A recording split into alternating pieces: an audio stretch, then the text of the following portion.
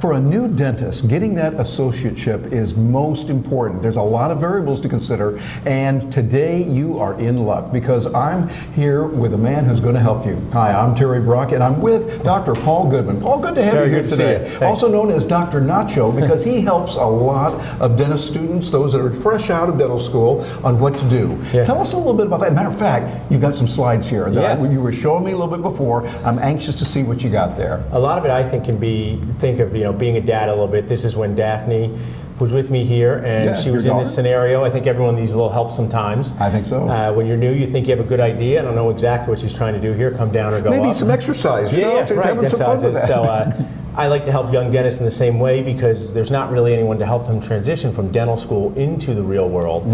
They're used to applying for things, applying to high school, college, dental school, sometimes a GPR or AGD. And what the problem is, there's no application to the real world of dentisting. So I'd like to talk about that today. Yeah, I like that. Now you say dentisting. I love that. So you have your own vocabulary. Tell us, what is dentisting? Well, no one knows except dentists how challenging it is to dentist every day. So I think that there should be a term, dentisting, the real world of dentisting. And I'm kind of known for coming up with some of these catchphrases that are hopefully fun, but also have some value. Okay, well, so if someone's getting started with this, what are some principles they need to know about? What are some areas they need to be concerned with? I mean, a lot of it, my brother and I are private practice owners here in Pennington, New Jersey, so I would think private practice parents. We have 3 awesome young associates in our practice, so the first thing they need to be concerned with is how are they going to find a job, and we'll talk about that, and where can they look for that.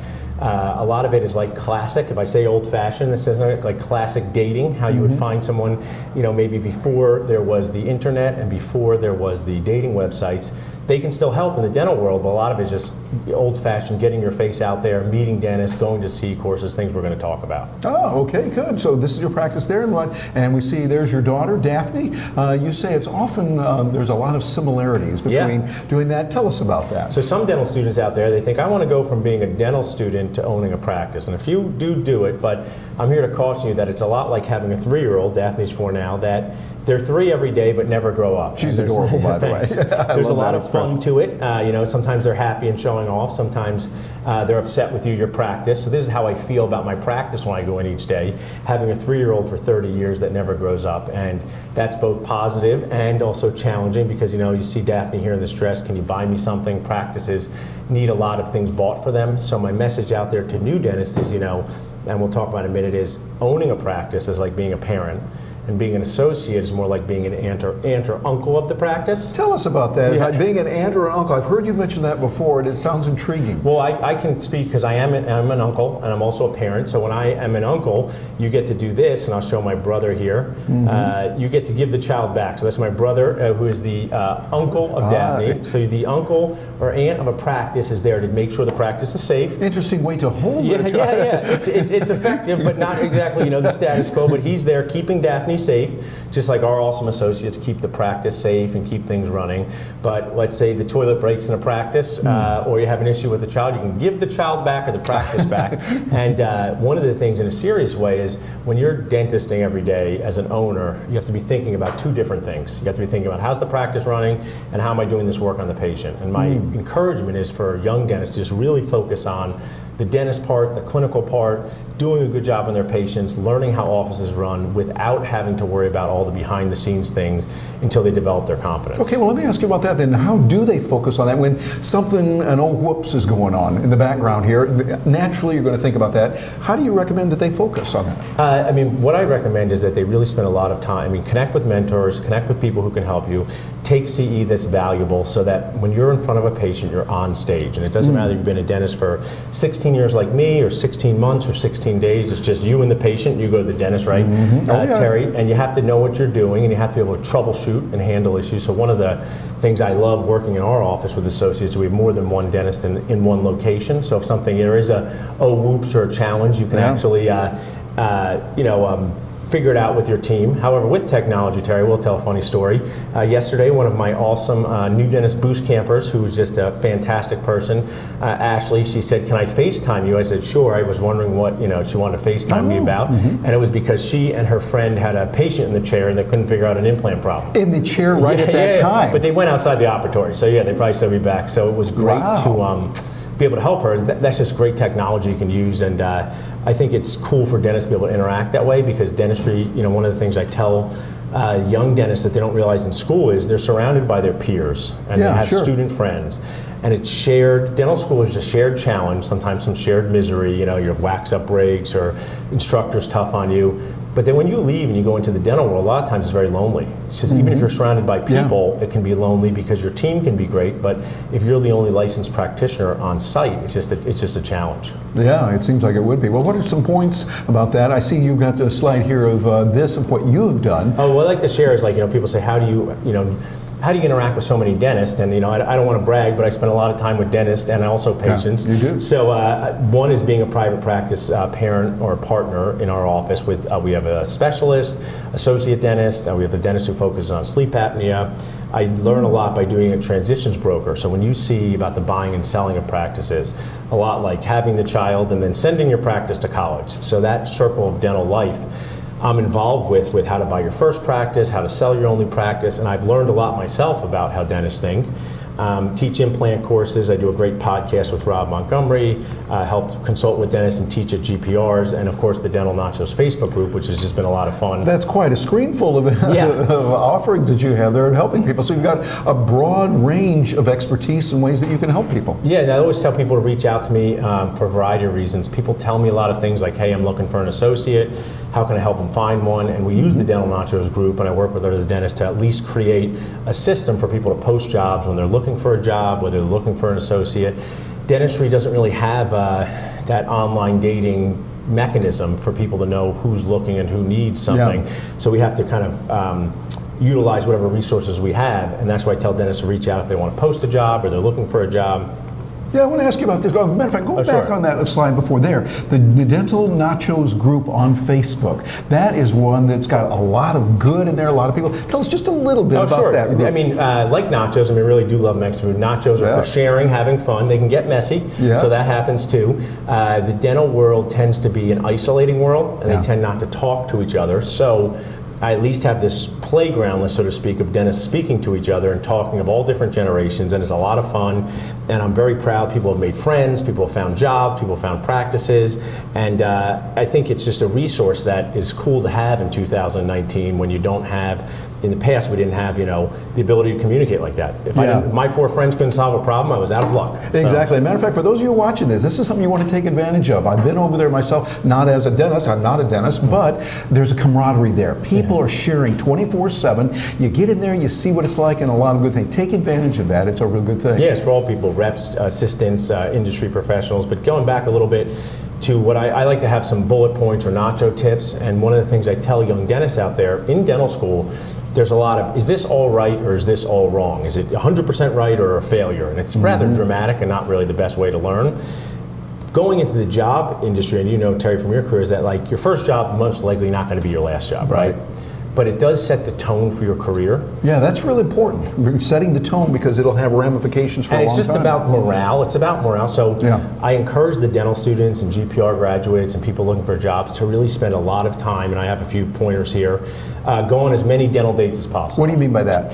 I mean, dentists, they want to sometimes know the answer to the test before taking it. Is this going to be a good job? Can you tell me? I said, I really can't tell you until you meet the dentist. So meeting people face to face and not just on Facebook is magic. And the thing they have to realize is, I always say this, like I am always sensitive to people who can't understand technology, because something's going to happen to me where Daphne's 40 and I'm older, and she just say, oh, Dad, my dumb dad doesn't know how to text holograms or something. Exactly. They'll probably be doing that by then. Yeah, so the generation of dentists who are looking for associates are between usually 50 and 70 years old. And their mechanism of meeting people is really face-to-face. Now, it doesn't mean you can't use good technologies like a Zoom or a FaceTime, but I tell them go on as many dental dates as possible, meet dentists face-to-face. You always learn something. It's cool to see practices, so go on ones where even, hey, I'm not sure if I want to take that job or travel that far, go on that anyway. Good idea. And what next? Spend money on good advisors. That's another one of my terms. Don't be dentist cheap. What do you mean by dentist cheap? Dentist cheap, for everyone out there, and everyone does it to a certain degree of ease, they will say, I'm not going to pay a lawyer to review my contract for $700, but I'm going to go to a $4,000 course on occlusion.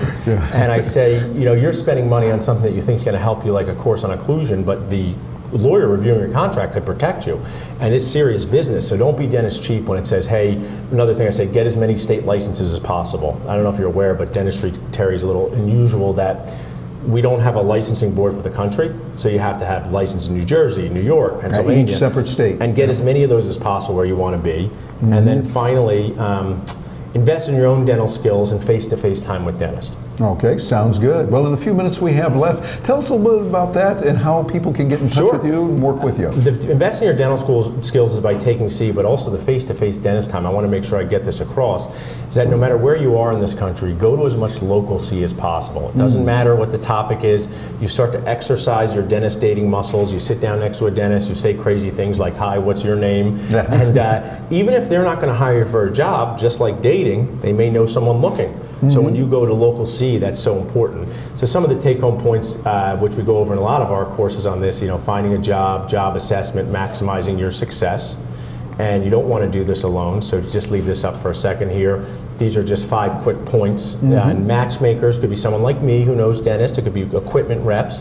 It could be hygienists who move from office to office sometimes. So look for matchmakers who know dentists in this world. I like number 4 there. Say yes to all dental dates. So even though you might not say yes to all personal dates, yeah, well, personal dates you don't want to do that, but the dental dates, they're not traumatic. I mean, just go to a person's office, meet them. I mean, maybe it's not your part of the town you want to work in, but sometimes people will surprise you, right, Terry? I mean, you might go thinking, I don't want to work for this person. And they say, you know what, now that I saw this office, I do want to work here. And one of the messages, and I'm all about sharing awareness and sharing reality, there's just not really enough dental jobs for all the people graduating. I have few jobs to offer for the many dentists who need them, so you might as well go on as many as you can to have the best chance of getting one of those. It seems like number 5 there is really important as well, what you said there.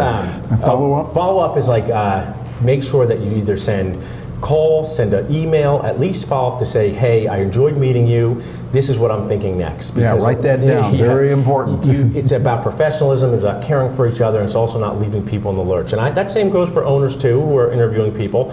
Dentist to dentist kindness is important. So I know it's awkward, and I talk about this here, where the awkwardness is we have 2 people, Terry, a young dentist and an owner dentist, who they don't go on many interviews. So their interviewing skills are tough. So that's why you want to get out there and focus on objective things like, how many days am I going to work? What's the compensation going to be?